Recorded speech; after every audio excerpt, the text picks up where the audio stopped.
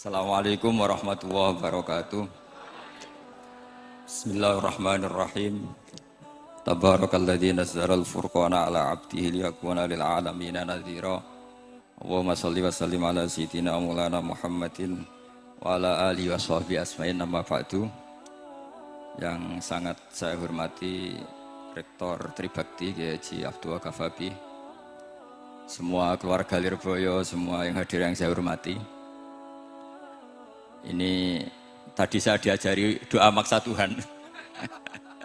Saya punya sanad yang mungkin lebih keren. Jadi ada seorang Arabi berdoa di Raudhah. Ya Allah, jika Engkau jadikan orang soleh, maka yang senang adalah kekasih-Mu. Jika Engkau menjadikan saya orang fasik, maka yang senang musuh-Mu, yaitu iblis. Tinggal jenengan mau nyenangkan kekasihmu apa musuhmu. Akhirnya ada hatif, ya sudah, soleh saja soleh. Doa kok gitu. Artinya kalau seseorang soleh yang suka siapa? Rasulullah. Rasulullah berstatus Habibullah. Ya Allah, kalau Engkau jadikan aku orang soleh yang suka kekasihmu. Kalau aku jadi orang fasik yang suka musuhmu. Terserah jenengan mau menyenangkan musuhmu apa menyenangkan kekasihmu. Coba ampun, terserah jenengan. Tentu pilihannya Allah menyenangkan kekasih Allah. Itu saya ijazahkan ini. Semoga gak diterima. Covid. Jadi kalau di Ihya itu ada Kitabul Wujdi, ada yang baca Al-Wajdi. Tinggal zaman mondok ngarokati apa enggak tahu saya. Resiko mondok Lirboyo memang gitu, kata Mbah Mun itu harus semuanya diharokati. Tapi kata Mbah Mun, ini sarang, jangan harokati semua, jangan maknani semua. Kalau dalil di sini katanya kan apa itu al ilmu saydun wal kitabatu qaiduhu. Jadi ilmu itu ibarat hewan liar, supaya enggak liar dicancang gitu. Tapi kata Mbah Mun, abok cancang kabeh ya ketekekan mati gitu. Jadi ini, nah saya ini kan dikatakan Gus Ghafabi tadi cucu murid. Ini saya senang sekali karena memang saya jarang mau diundang pengajian umum. Karena diundang itu artinya kan makmur, diperintah. Sehingga ini sekaligus maklumat, yang nggak merasa mbah guru jangan ngundang saya, itu kualat nanti. Karena saya berkali-kali bilang hormat kiai itu wajib, tapi ngatur kiai itu haram. Jadi aturan mainnya jelas, hormat kiai itu wajib, seneng kiai wajib, tapi kalau ngatur kiai haram. Ngatur itu ya fatwa itu, fatwa ya. Begini, saya ini baru neliti, mungkin ini tahadus bin nikmat. Saya berkali-kali rembukan sama, termasuk diantaranya sama Profesor Quraish Shihab.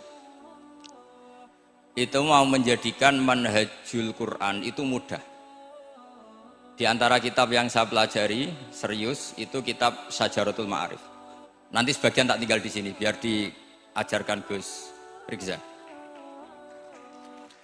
Itu rencananya PSG Pusat Studi Qurannya Pak Quraish itu menerbitkan itu. Sementara ini sekarang di UI Universitas Islam Indonesia saya juga ngajar kitab itu. Kitab itu begitu mudah menjadikan Quran itu pegangan. Kalau di sini katanya mau dimilenialkan itu, milenial itu. Itu begini, misalnya begini. Ini saya beri contoh.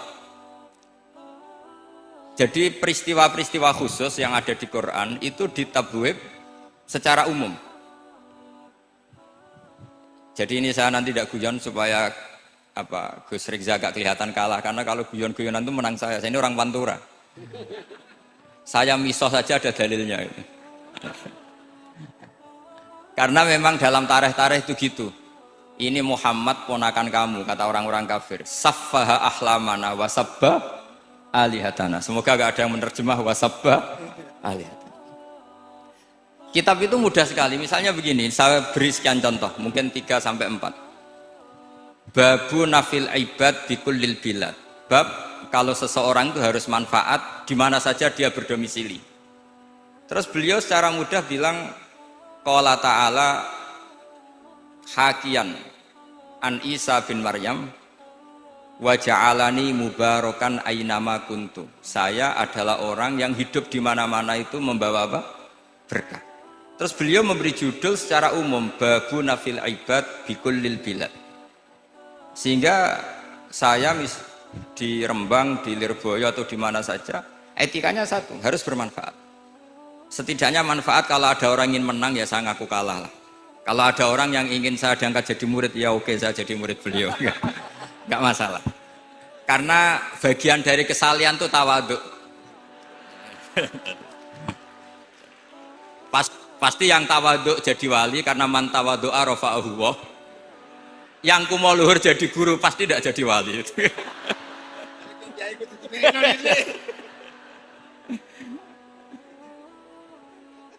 Terus ada bab yang sesuai dalam konteks Indonesia. Itu juga dibabkan umum, babu saddid dzara'i. Bab menutup pintu potensi-potensi yang enggak baik. Terus beliau mengutip qala ta'ala wala tasubbul ladzina yad'una min dunillahi fayasubbullaha adwam bighairi ilm. Jadi dulu para sahabat saking semangatnya berislam, itu saking semangatnya itu sering bilang jancuk Lata, jancuk Uzza. Jadi ini tidak jauh-jauh dari misah karena memang sudah dicap cangkem elek tadi. Terus mereka tanya, lalu kalau Tuhan saya jancuk, bahayanya jancuk juga Tuhan kamu. Akhirnya Allah bilang gini, Muhammad, umatmu kandhane aja misoi brolo, korbane aku. Makanya terusannya ayat fayasubbuha adwam bil khairi. Dan itu oleh Syekh Izzuddin bin Abdissalam yang dikenal sebagai Sultanul Aulia itu dibabkan mudah sekali. Babu saddid dzara'i. Jadi kalau kamu ingin Allah tidak dipisoi, Islam tidak disakiti, kamu jangan menyakiti agama lain. Itu bagian dari mencintai Islam. Jangan kira kita hormat sama agama lain karena ikrar, tidak, itu bagian dari mencintai Islam. Terus mengutip sekian hadis, la yasubbur rajulu abahu. Sebagian riwayat la yal'anur rajulu abahu. Ada yang baca layal ani, terserah lah. Kalau nahiyah layal an sopa rajulu, terserah. Apa khobar bimanal amri, apa bacanya layal an itu bisa dipaksul masail nanti itu. Jangan sampai seseorang tuh misoi bapaknya. Kata para sahabat, wa kaifa yasubbur rajul abahu. Bagaimana mungkin seseorang misoi bapaknya sendiri? Kata Rasulullah, yasubbu abar rajuli fayasubbu abah. Wa yasubbu ummar rajuli fayasubbu ummah. Dia misoi bapaknya orang lain kemudian dibalas bapaknya dipisah. Ini penting saya utarakan. Jadi mudah sekali. Terus dibabkan di bab umum itu babu saddid dzara'i. Sehingga peristiwa yang khususiyah ini menjadi bisa ditarik kesimpulan secara umum dan Quran maupun hadis mengawal kita ila yaumil kiamah. Karena kita tidak kehilangan stok untuk memaknai Quran dan hadis dengan cara yang diajarkan Syekh Izzuddin bin Abdissalam yang kita kenal beliau termasuk Sultanul Ulama. Contoh ketiga ini yang paling penting dan itu saya sering utarakan. Beliau bikin judul la yutrakul haqqu li ajlil batil. Kebenaran tidak boleh ditinggalkan hanya karena banyak kebatilan. Uniknya apa? Beliau pakai dalil, saya yakin seorang Dr. Riza pun nggak terlintas kalau itu ada. Meskipun bikin rumus istihad tadi yang nggak ada kembarannya tadi. Karena ulama yang waras ya nggak ingin ngembari rumus seperti itu. Memang nggak perlu dikembarin, apalagi dosen-dosen tribakti itu nggak suka. Ini padune ra kuat gaji kan gitu. Itu kan dalih ya, dalih supaya ngirit ya. Wes mulang gak arep-arep gaji barokah gitu. Itu mesti kong kali kong sama bendara ya. Karo yayasan itu. Itu ada judul la yutrakul haqqu li ajlil batil.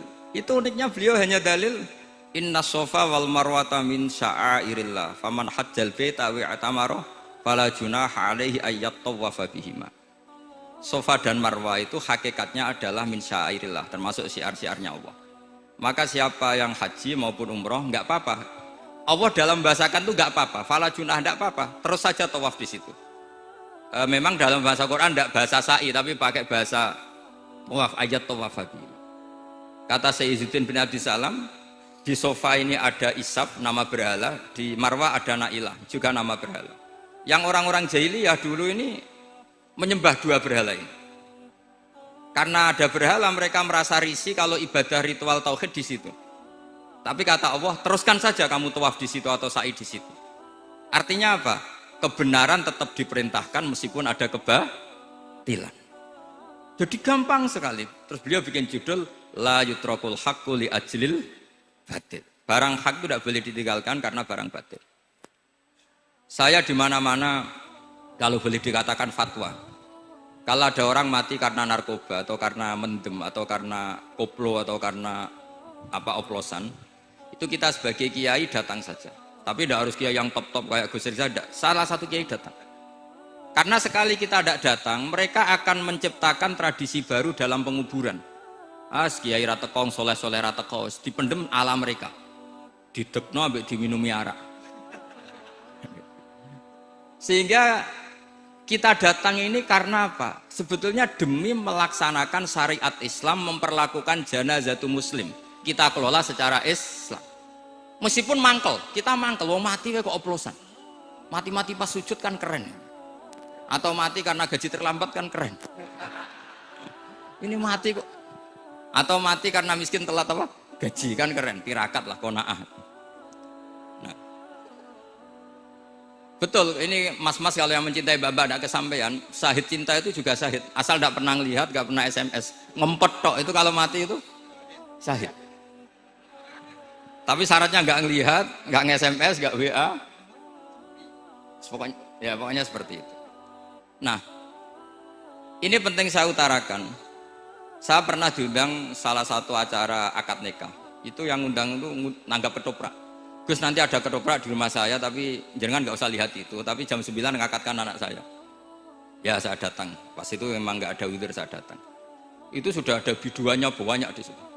Kenapa saya datang? Pikiran saya tadi. Kalau kiai tidak menyaksikan akad nikah, nanti mereka bisa bikin cara akad dengan cara mereka sendiri. Sehingga takbir-takbir yang di fikih, misalnya walimatul ursi itu kalau ada ikhtilatur rijal wan nisa haram hadir, itu nggak pernah dilakukan oleh guru-guru kita. Setahu saya Mbah Mun, bapak saya, guru-guru kita, meskipun ada ikhtilatur rijal wan nisa, mereka kalau ada walimatul ursi asal tidak ada uzur itu datang. Karena la yutrakul haqqu li ajlil batil. Padahal jelas di bajuri, di anatut talibin, jika hunaka muharramun harumal hudur. Entah kalau Gus Rizal baca hurrimal hudur atau harumal hudur, tidak tahu, saya ini kan bisa debat ini. Karena saya santri sarang, jadi kalau baca 2 kali harumal hudur atau hurrimal hudur. Tapi kalau yang santri sini mau tidak mau ya anut harokatnya guru tadi. Resikonya nurut itu harus ikut haruma apa hurrima. Kalau saya karena enggak dimaknani, jadi ya bingung. Maksudnya bingung milih, saking banyaknya ilmu. Bukan bingung karena goblok, bukan.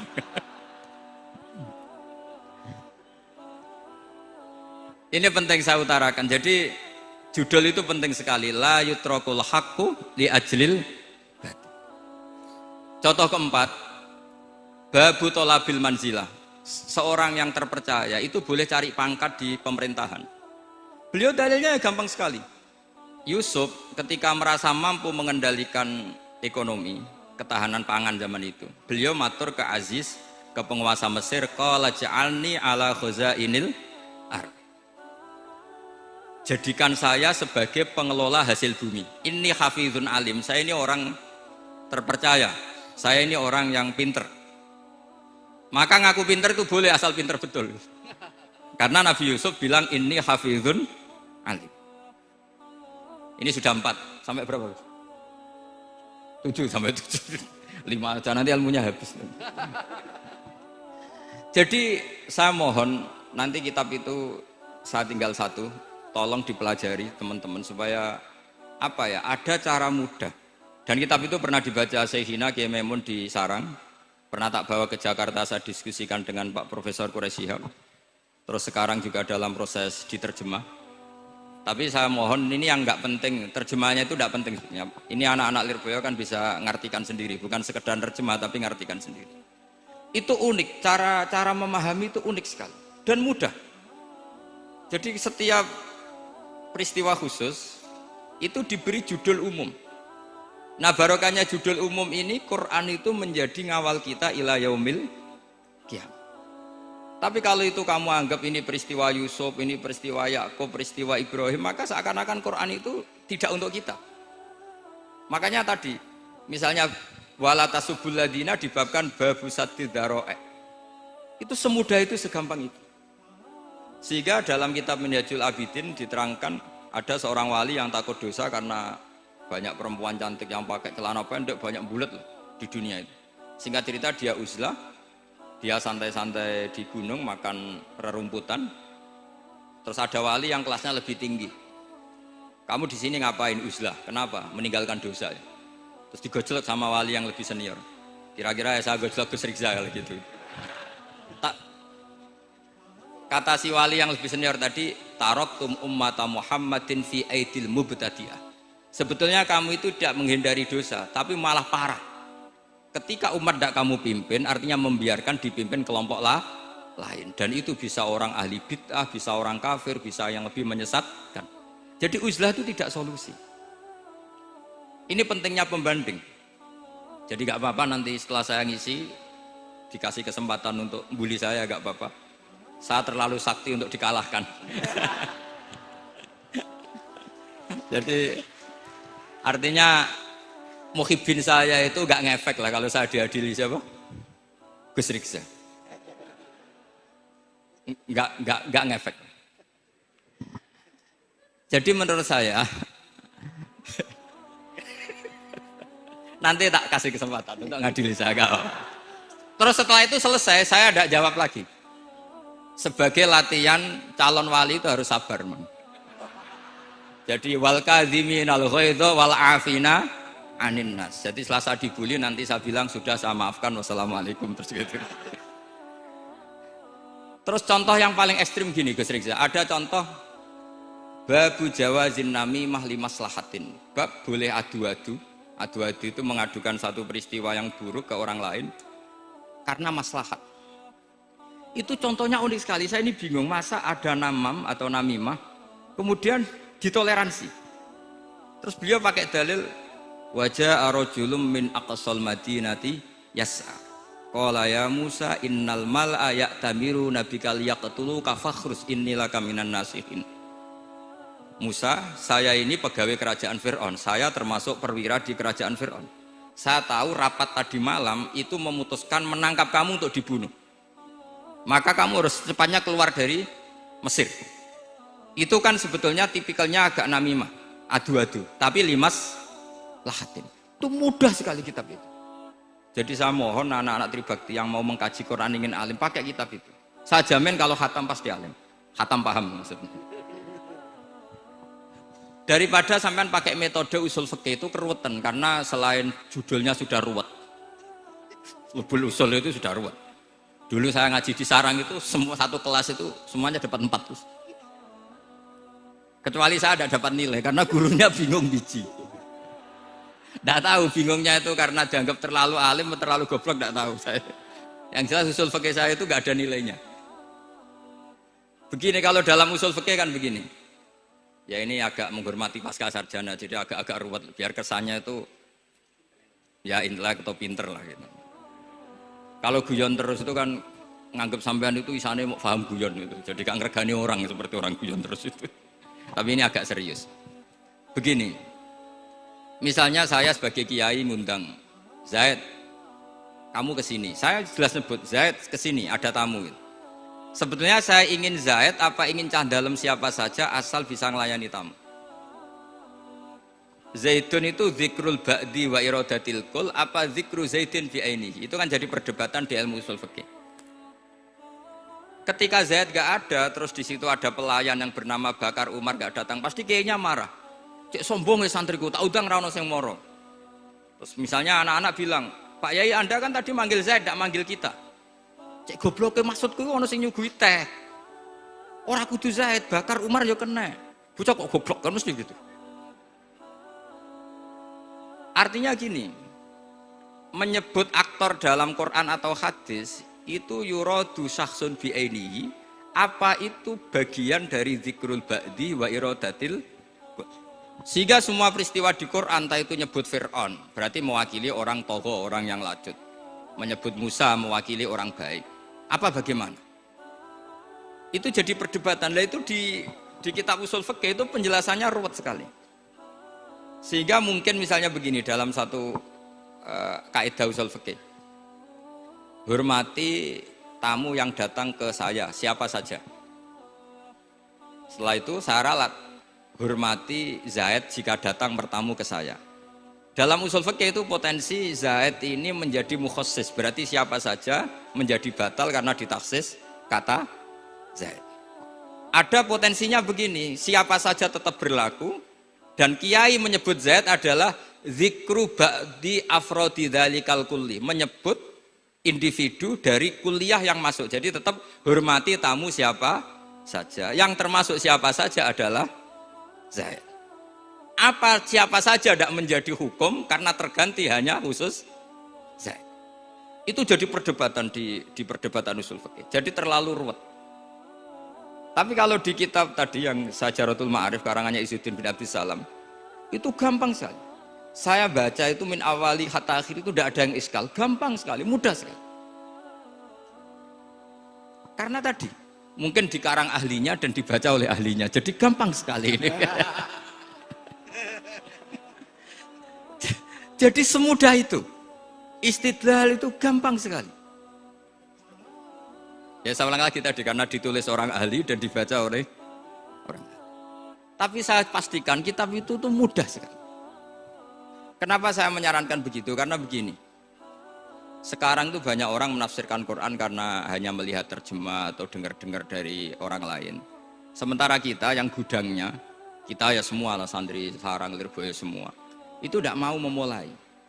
Andai kan kita mau memulai, maka kita akan tahu apakah zikrus syekh itu menjadi takyin, harus itu, atau zikrus syekh itu zikrul ba'di wa iradatil kul. Saya beri contoh masalah hukum fikih, karena ini bidang saya. Saya dulu ketika muda sering makili Anwar Musyawarah di Lirboyo. Dulu yang makili Lirboyo Gus Isom. Gus Rizza belum musuh saya dulu, belum musuh saya dulu. Jadi kalau musuhi saya itu terlambat, saya sudah sufi, sudah agak ahli fikih, sudah pensiun, bukan karena sudah bodoh, tapi sudah ben diurusi sing nom-nom gitu. Sudah makam saya sudah ndak itu sudah. Ndak tahu entah makam saya dari mana, ndak tahu saya. Misalnya begini, saya beri contoh. Di antara yang nggak boleh dalam pernikahan adalah wa antajma'u bainal ukhtain. Menikahi mbaknya plus adiknya, fi nikahin wahid, tahta rajulin wahid. Jadi nggak boleh mempoligami mbak bersama adiknya. Kalau kita percaya zahirun nas, maka yang haram hanyalah wayoh atau berpoligami mbak dan adik. Dan itu bahaya kalau Anda memahami seperti itu. Zaman Rasulullah Sugeng ngendikan ditambahi satu tok sama Nabi. Wala benal mar'ati wa ammatiha wala benal mar'ati wa kholatiha. Itu kalau orang Jawa kan satu, karena bule dan bude. Orang Jawa itu sama, dari bapak ya bule, dari ibu juga bule. Tapi kalau orang Arab bilang min jatil ab disebut ammah, min jatil dikatakan kholah. Nabi zaman Sugeng itu hanya nambah itu tok. Juga agak boleh menikahi ponaan plus buleknya atau menikahi buleknya plus ponaannya. Kemudian oleh ulama fikih ditambahi satu kaidah. Dua perempuan yang kalau saja laufurido itu kalau saja diandekan yang satu lelaki tidak boleh nikah, maka orang ini tidak boleh dijamu dikumpulkan tahta rajulin wahid. Berarti memasukkan siapa saja? Mbah dan cucunya, perempuan dan buleknya, perempuan dan saudaranya. Artinya gini, andekan yang disebut Quran itu menjadi itu saja hukumnya, maka yang haram poligami hanya mengumpulkan mbak dan adiknya, karena Quran hanya bilang wa antajma'u bainal ukhtain. Tapi tentu itu kebodohan. Mesti gak tahu ngaji usul fikih. Kitab yang pantangannya orang banyak, ya pantangannya gurunya bareng. Jadi itu bukan pantangan muridnya saja, ya pantangan gurunya bareng. Akhirnya apa? Itu kita analisis bahwa ini mimbabi dzikril ba'di wa iradatil kul. Mungkin ada ulama yang era Imam Syafi'i meredaksikan wa antajma'u bainal ukhtain ibaratun anil jam'i bainal mahromen. Apapun itu, tetap ukhtain di sini itu satu percontohan mengumpulkan dua perempuan yang ada hubungan mahram, entah karena saudara kandung atau bulik bude atau mbah sama cucu. Lalu pertanyaannya, kenapa Quran tidak menyebutkan mbah dan cucu? Kebayang nggak misalnya Gus Rizza nikah orang perempuan cantik umur 25 plus mbahnya umur 70 tahun? Nggak mau membayangkan. Katanya tidak mau membayangkan. Artinya gini, orang waras itu tidak akan melakukan seperti itu, maka nggak perlu dilarang. Tapi nak rabi bae suwe-suwe gedon jebule ayu adi itu banyak. Terus dongano mbake mati itu banyak itu mungkin. Sehingga yang potensi bahaya itu wa antas mau penal ukten. Karena yang potensi nakal itu ya itu tadi. Ron mbake luwe ayu rabi adike, semoga kalau sedang keluarga orang lain ceraikanlah. Dumane maksa. Dumane maksa niku wae.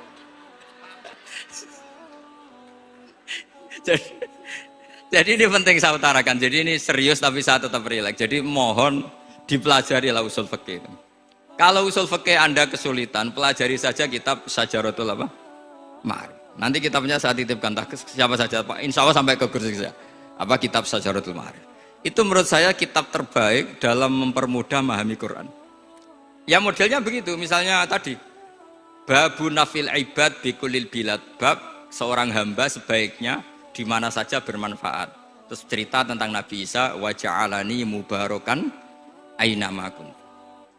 Saya masih ingat baca kitab supaya Pondok Lirboyo bangga bahwa cucu muridnya alim alama. Jadi ini bagian dari itu. Wong putu muridnya we alim, bangunnya murid Lirboyo ra alim, wong putune we alim kan gitu. Jadi kalau sama ndak alim dosa gede. Saya kata Gus Kafabi kan putu murid, wong putune we alim mosok muridnya gak alim. Awas nak keman ke alim, sini-sini wong. Jadi harus mengkaca, putune wae alim, apalagi anak pas. apalagi anak pas.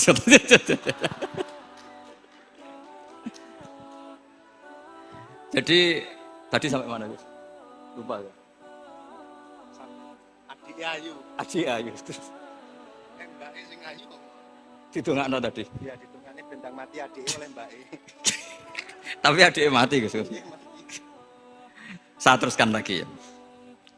Jadi kalau saya masih ingat baca kitab karangannya Imam Syafi'i dalam tema yang mirip ini. Ketika beliau ditanya, boleh ndak seorang lelaki uzubah tidak nikah?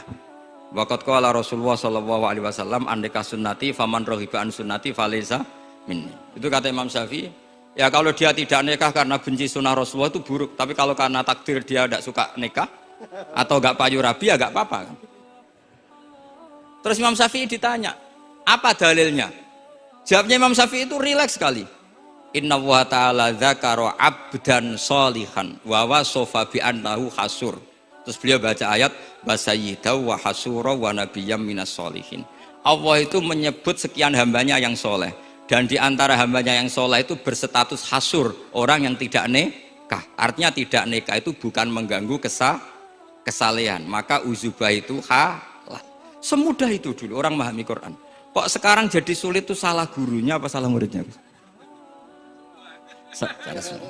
Jadi ini cobalah di apa ya, saya memang ingin supaya Pondok Lirboyo itu mudah sekali paham Quran. Saya ini termasuk heran ya, kenapa saya yang ngomong tafsir itu menurut saya biasa saja sama. Tapi saya kata orang banyak itu sudah mufassir. Kenapa saya ngomong biasa saja? Karena ya tadi dengan perangkat-perangkat ilmu kayak usul fikih, kayak fikih sendiri, termasuk kitab Syajaratul Ma'arif, memang memahami Quran itu gampang. Wong kafir saja bisa paham dulu. Umar ketika paham Quran itu belum Pondok Lirboyo. Masih kafir. Enggak pernah jadi mustahik. Apalagi wakil rektor, enggak pernah. Tapi ketika adiknya Fatimah baca Quran, Toha ma anzalna alaikal Qur'ana litashqa illa tazkirata limai, itu dia faham dan menjadi masuk Islam. Itu coba fahamnya itu sama ngajinya dulu mana? Dulu fahamnya karena Quran itu muyassar, mudah. Pernah ada seorang ustadz yang mungkin kalau sekarang agak ekstrim lah. Sama ndak usah bilang cingkrang, ndak usah, pokoknya agak ekstrim ini. Kamu kok senengannya nuduh orang gitu. Sampai saya kadang ketularan, saya ini orang baik gak suka nuduh orang gitu. Itu ada orang yang agak ekstrim itu, datang ke Harun ar-Rasyid.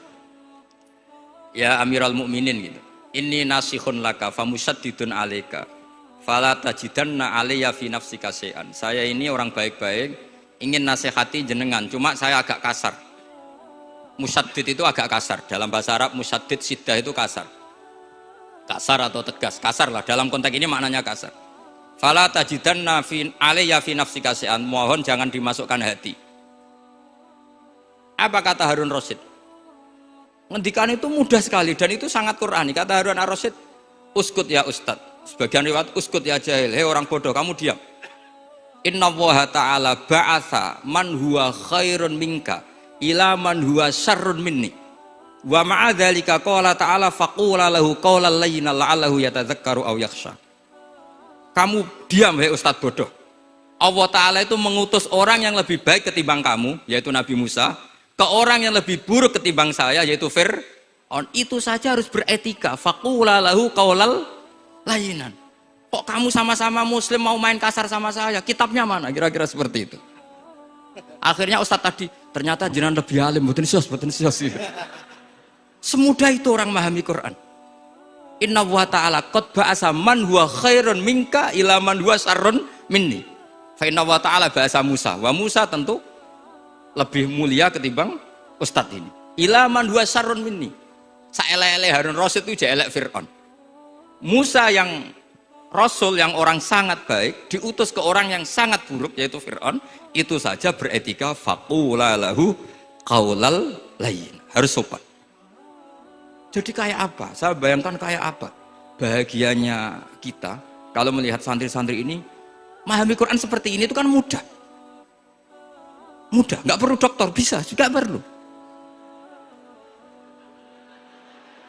bisa, maksudnya bisa. Nggak perlu dapat honoris causa dari apa tadi? Profesor cangkem elek tadi.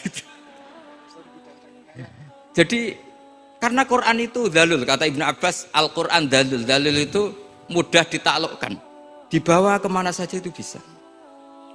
Nah, ini yang terakhir, khasnya NU itu wasilah. Ini terakhir, nanti setelah ini selesai.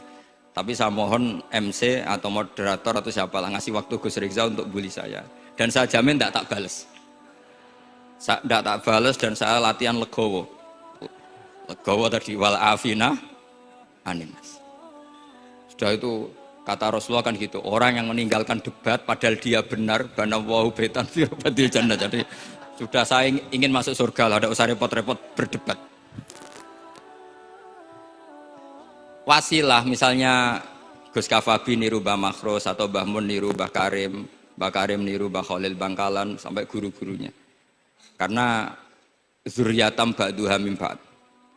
Saya juga alhamdulillah kemarin 4 bulan yang lalu Pak Said itu nyari nasabnya di Kudus. Kebetulan beliau sudah dengar-dengar kalau saudaranya Mbah Sahal itu sepupunya Mbah saya, nyari-nyari ketemu beliau senang sekali. Cuma terakhir tanya saya, Gus, saya dengan kamu tua mana? Tua saya, buyut kamu adik buyut saya, kata saya. Nyai Fadilah itu saudaranya buyut saya, Mbah Maksum buyut saya.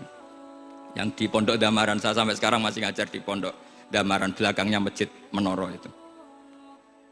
Mbah Mun pernah cerita gini, orang itu banyak yang anti wasilah. Wasilah itu ya niru guru, gurunya guru. Langsung niru Kanjeng Nabi atau langsung niru pangeran. Itu Mbah Mun saya masih ingat betul dalilnya, ihdinas siratal mustaqim siratal ladzina an'amta 'alaihim. Jalan yang lurus adalah mengikuti orang-orang yang telah engkau beri nikmat. Kenapa Allah tidak menghentikan sirotoka, jalan kamu, jalan engkau? Allah itu tidak makan. Bagaimana cara kita niru Allah makan? Wong Allah tidak makan. Allah tidak tidur. Bagaimana kita niru Allah tidur? Fa inna Allaha la ya'kulu wa la yanam wa la yashrab. Nah, niru itu ya orang. Kata Bamun, karena manusia itu hadis, Allah itu qadim. Jadi tidak ada hubungannya barang hadis dan barang qadim. Jika kalau ingin niru ya niru manusia. Manusia itu siapa? Ya tentu masternya Rasulullah. Tapi kan walau lal ulama lama arafnal anbiya. Tanpa ulama kita tidak tahu Nabi melakukan apa, karena ini butuh sanad. Masyhur itu, walau la murabbi lama arafna rabbi. Tanpa murabbi kita tidak tahu rabbi. Nah, ini penting saya utarakan, sehingga di Quran itu setiap orang baik itu disebutkan orang-orang baik itu siapa? Ulaika alladzina an'ama Allahu 'alaihim minan nabiyina min dzurriyyati Adam wa mimman hamalna ma'anu wa min dzurriyyati Ibrahim wa Israila wa mimman hadaina wajtabaina. Selalu orang baik itu diceritakan orangnya dan ngikuti orang juga. Ulaika alladzina hadahum wa fa bihudahum muqtadi. Kenapa? Karena kita tidak bisa niru Allah, karena Allah itu tidak makan, tidak minum, tidak tidur. Tentu tidak nikah. Tapi sekarang orang tuh geger, manut guru-guru ra mesti bener. Sing marai kaidah nak guru ra mesti bener tuh kita. Kita setiap ngajar di Lirboyo di Sarang bilang selain Rasulullah Muhammad tuh tidak maksum. Jadi mereka ketinggalan kalau ngomong kiai ra mesti bener. Tahu kita mulai kecil diajari selain Nabi kok ora maksum. Dekne ro ilmu anyaran kok ngandani sing mulai bayi alim itu kan lucu. Kita mulai dulu tahu selain Nabi itu tidak maksum. Kok malah dikandani kiai tidak mesti bener, kenapa diikutin? Udah tahu kalau kiai tidak mesti bener. Cuma kalau kiai tidak mesti bener, nak kue mesti ra bener. Lagi-lagi gerakan cangkem elek kan gitu. Kalau kiai itu hanya mungkin tidak bener, kalau kamu mesti tidak bener. Ini penting saya utarakan sehingga mudah sekali. Apa dalilnya wasilah? Ya kita jawab saja. Ihdinas siratal mustaqim, siratal ladzina an'amta. Semudah itu Quran dipahami ahlinya. Tapi sekarang kok memahami Quran jadi sulit? Saya menjadi tidak tahu. Ya seperti tadi Izzuddin bin Adi Salam itu banyak dalil la yutrakul haqqu li ajlil batil. Itu contohnya itu hanya innas sofa wal marwata min sya'airillah. Ketika sofa dan marwah belum steril dari berhala-berhala itu, ketika Ka'bah belum steril dari berhala-berhala itu, Nabi tetap tawaf di Ka'bah, tetap sa'i di sofa dan marwah. Kemudian itu disimbolkan la yutrakul haqqu li ajlil batil. Segampang itu agama. Tapi kenapa menjadi sulit? Jadi saya mohon sekali karena kitab itu sedang dikaji di PSG Pusat Studi Quran, juga dikaji di pondok saya. Dulu Syekhina Maimun pernah baca juga. Sekarang di UII yang ngajar saya. Jadi saya ingin, dan itu diajarkan ditulis lah oleh ulama sing ma'ruf, bahkan gelarnya Sultanul Ulama. Dalam kasafnya Sayyid Abil Hasan Asyadzili, dalam kasaf beliau mengatakan, saya pas kasaf dengar satu suara, satu hatif, ya Ali, ma'ala wajil ardi, tidak ada di muka bumi ini kajian fikih sing abha, yang lebih bersinar, yang lebih moncer ketimbang kajian Izzuddin bin Abdi Salam. Dan tidak ada kajian ilmu hadis mengalahkan kajian Abdul Azim Al-Mundhiri yang ngarang At-Targhib itu. Era Sayyid siapa? Abil Hasan Asyadzili. Dan tidak ada kajian ilmu hakikat sing abha min majlisika. Dan alhamdulillah kita punya kitab itu, Qawaidul Ahkam, Syajaratul Ma'arif, Izzuddin bin Abdis Salam. Juga kita punya kitab Abdul Azim Al-Mundhiri karena kita pakai At-Targhib At-Targhib itu mukhtasornya Muslim juga. Dan tentu kita juga punya Abul Hasan Asyadzili karena kita rata-rata ngaji hikam, kita tahu hikam adalah muridnya Abdul Abbas Al-Mursi dan beliau adalah muridnya Abul Hasan Asyadzili. Sehingga kita insya Allah ngalami dzurriyatam ba'duha min ba'd. Baik dzurriyah nasabiyah maupun dzurriyah sababiyah. Kayak saya tadi dikatakan Gus Kawabi, putu Lirboyo karena Mbah Mun ngaji di Lirboyo. Dan saya bangga karena bisa bully jenengan semua, nak putune wae alim maupun meneh anake. Mun sepakat iki, nak putune wae alim maupun meneh anake. Pun assalamualaikum warahmatullahi wabarakatuh.